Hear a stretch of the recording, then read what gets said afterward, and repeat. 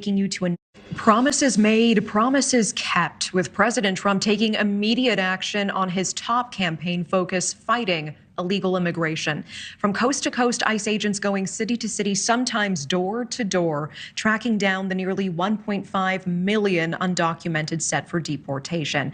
And as ICE closes in on migrants, once vibrant Chicago neighborhoods are now turning into ghost towns. And tonight we are taking you to a neighborhood that has gone silent.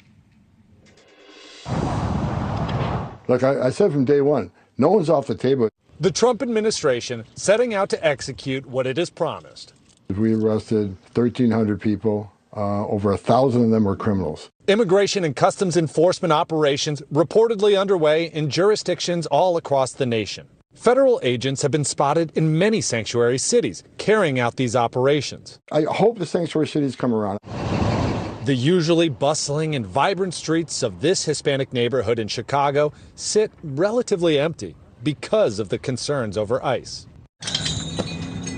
Welcome to Mesquite Restaurant, sir. This little taqueria, like most in the Pilsen neighborhood, is owned and operated by immigrants. The Cruz family, who in 1994 made the long journey from Mexico City to Chicago to grow their little taco stand into a thriving restaurant. We got tacos, we got breakfast, chilaquiles. This American dream is one thousands of migrants are striving for when they cross the southern border. But the drastic shutdown of illegal immigration is a campaign promise the majority of American voters are expecting Donald Trump to make good on. Honest to you, when he come back again, I was like, man, I feel scared.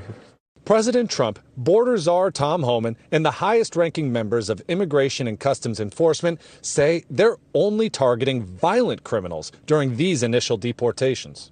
News Nation has seen what these operations look like. I rode along and conducted early morning raids with ICE agents when they arrested men from Iraq and Belize, convicted criminals who spent prison time for robbery and gun charges. I'm not a criminal. I'm a good guy. I pay my taxes. I do everything right. You know what's going to happen to me? They're going to grab me too. You know? They're not going to check right now. We've seen examples of resistance throughout Hispanic neighborhoods, including these signs instructing immigrant men and women to push back and block federal agents from entering their homes. But the reality is, new polling shows 65% of Americans strongly support deporting immigrants convicted of violent crimes. That includes Horacio Aguilera, an Iraq War veteran and Mexican-American police officer. He voted for Trump and wants mass deportations of criminals to carry on as quickly as possible. A lot of Hispanic Americans, there was also a rise that voted for Trump. I think 9 out of 10 people that are living here in America, Chicago, Illinois, are going to agree that if you're an illegal resident and you are arrested for committing a crime, prosecuted for committing a crime, and you are an illegal resident, you are subject to deportation. The so-called mass deportations have not been carried out in Chicago like people once believed. But that hasn't stopped local and state leaders from sounding the alarm and strengthening local codes which reinforce the city's sanctuary status. We should stand up for them. That is the right thing to do.